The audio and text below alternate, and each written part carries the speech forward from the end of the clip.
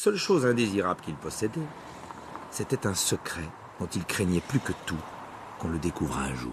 Vincent ne quitte quasiment jamais son casque pendant la pause déjeuner. C'est son moment à lui. Madame Potter était la sœur de Madame Dursley. C'est un épisode d'Harry Potter qu'il écoute. En fait, Madame Dursley faisait comme si elle était fille unique car sa Franchement, sœur... c'est différent que la lecture traditionnelle. Ça permet vraiment... Déjà, on peut faire quelque chose en même temps. Et ça permet de se libérer l'esprit d'une autre manière.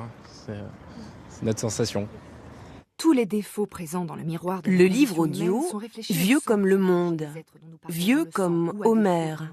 Écouter une histoire plutôt que de la lire.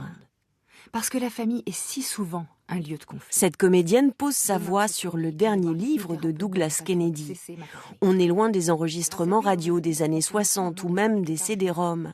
Tout est fait en studio, en numérique, format MP3, et les comédiens triés sur le volet. Les royaumes d'intrigues et de guerres intestines. L'exercice principal, là, c'est d'arriver à faire ressortir le sens. C'est de pas tomber dans une musique qui fasse qu'au bout d'un moment, les gens en fait sont bercés par un ronron et que du coup le sens ne ressorte plus. Cette éditrice travaille pour une maison d'édition audio. Son créneau, les auteurs à succès contemporain. Nous, notre ligne éditoriale, c'est vraiment proposer aux audiolecteurs les livres qui viennent de sortir, les best-sellers.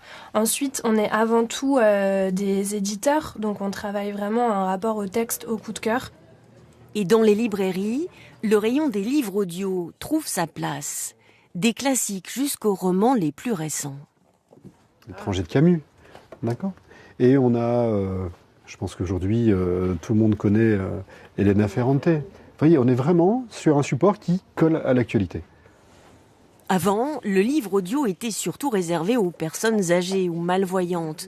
Mais de plus en plus de jeunes commencent à s'y intéresser. Je pense que oui, c'est une autre façon de lire, par exemple, quand on n'a pas vraiment le temps et qu'on est dans les transports en commun.